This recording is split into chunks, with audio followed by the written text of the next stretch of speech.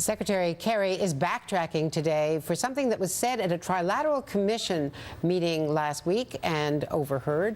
Joining me now from the Capitol, for more about that and U.S. sanctions against Russia is Kelly Ayotte, New Hampshire senator who serves on the Armed Services Committee. Thank you very much, Senator. What we're talking about, of course, is Secretary Kerry, former senator, suggesting to the trilateral commission in a private meeting, and now backtracking from it, saying that if Israel does not go ahead and the peace process does not go ahead, and we know it's been seriously damaged in the last couple of weeks, and the Palestinians don't get their own state, that Israel would face a future that could be as an apartheid nation. Something he now says he should not have said. If he could rewind the tape. Let me read you in part what Secretary Kerry has said. That I do not believe, nor I have ever stated publicly or privately, that Israel is an apartheid state or that it intends to become one. Anyone who knows anything about me knows that that is without a shred of doubt. But one of your colleagues, in particular Ted Cruz, is calling for him to resign or canter in the House side, saying that an apology is in order. What do you say about what happened with Secretary of State? First of all, I think that the comments were completely inappropriate by Secretary Kerry. They were wrong. He obviously has issued a statement which I would view as an apology. I think an apology is important, but it also puts into context the bigger issue, Andrea, which is the fact that, if you look at where the Israelis are recently with the announcement of Hamas joining with Fatah, you can understand how can the Israelis be put in this position where you've got Hamas that is a designated terrorist organization. If they're not willing to give up violence and willing to really announce their actions that have attacked Israel, I don't see how you can put the Israelis in that position. And so I think the Secretary's comments were wrong. They were inappropriate.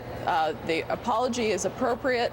But he also raised the expectations here, I think, with the peace process in a way that was unrealistic, particularly given what you see the most recent actions between Hamas and Fatah in the Palestinian Authority. Is it better to not have tried at all? No, I appreciate that he has tried, but he did create pretty significant high-profile expectations here. And obviously, the Israelis made a good faith effort with the release of some of the prisoners. That was not an easy decision to make by the Prime Minister. But now you have, what does the Israelis do with Hamas? That's a terrorist organization. And the recent announcement of the joining of Fatah and Hamas, how do you then get to an agreement with a terrorist organization that has not renounced violence and has certainly not said that they will recognize a Jewish state? You should point out that Secretary Kerry also said, I will not allow my commitment to Israel to be questioned by anyone, particularly for partisan political purposes. So I want to be crystal clear about what I believe and what I don't believe.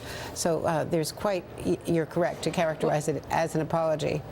Yeah, and I think it was appropriate that he issued that statement and to acknowledge that the comments were inappropriate, and at this point, obviously, to reaffirm his commitment to Israel. What is your reaction on Ukraine, the other big foreign policy challenge that the president's been facing?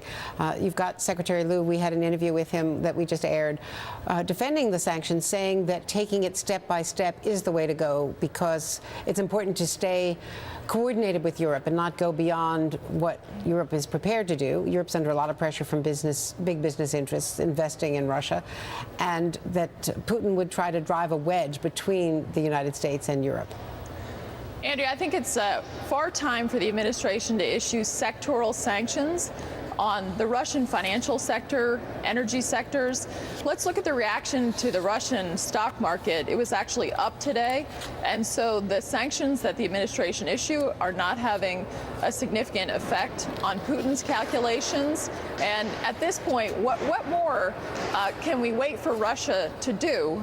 Think about the agreement 10 days ago with Geneva. That has become a joke. The Russians have not followed through at all. And it is far time for the administration to issue hard-hitting sectoral sanctions that will have an impact on the Russian economy so that Putin can calculate that actually his actions in eastern Ukraine and Crimea have a significant cost.